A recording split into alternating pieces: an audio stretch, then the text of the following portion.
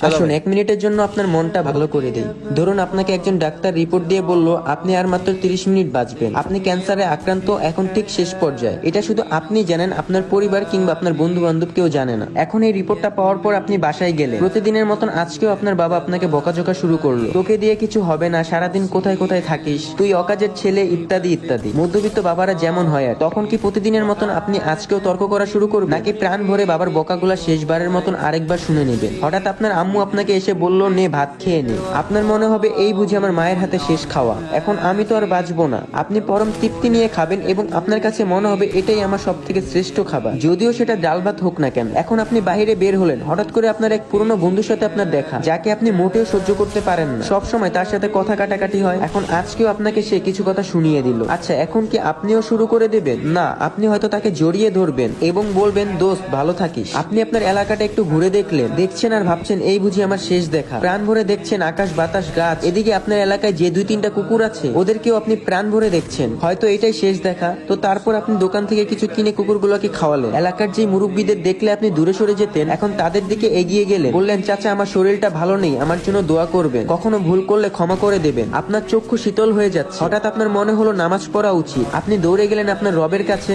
আজ আর কোনো দুনিয়াবি চাওয়া না, শুধুমাত্র ক্ষমা ভিক্ষা চাইলেন। আপনি যা দেখছেন তাই ভালো লাগছে, সবকিছুই অসাধারণ। শিশির কত সুন্দর, দুপুর সুন্দর, বিকেল সুন্দর, রাত সুন্দর, বাতাস সুন্দর, জগৎ সুন্দর, মানুষগুলোও সুন্দর, কুকুরগুলোও সুন্দর, সব সুন্দর, কিন্তু আমি থাকবো না। দেখেছেন সবকিছু আপনার ভালো লাগছিল এতক্ষণ, এর কারণ আপনার মধ্যে এতক্ষণ কোনো ইগো ছিল না। আর ইগো না থাকা মানুষ পৃথিবীর সব থেকে সুখী মানুষ। আর আমরা মানুষ কখনো মৃত্যুর কথা ভাবতেও চাই না। সো গাইস, আসসালামু আলাইকুম। আজকের গল্পটা এইটুকুই ছিল। আশা করি আজকের গল্পটা আপনার